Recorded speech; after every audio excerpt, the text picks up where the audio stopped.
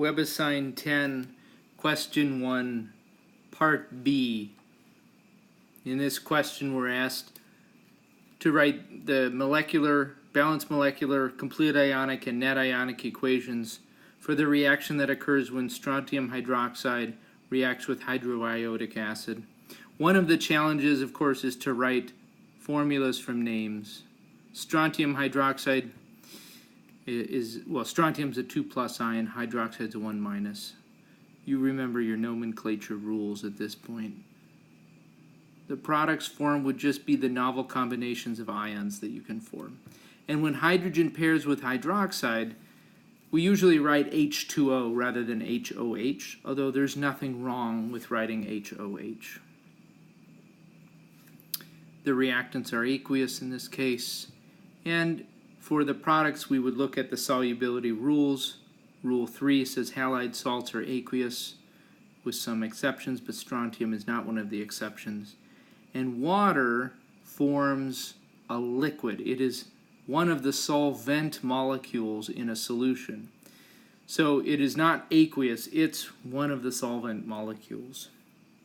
In order to balance this equation, we need to put a coefficient 2 in front of hydroiodic acid and another coefficient 2 in front of the water.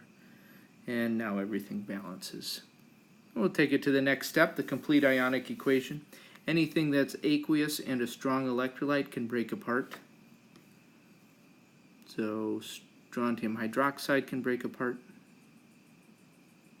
Hydroiodic acid, since it's a strong acid, it's one of the 7 strong acids that can break apart.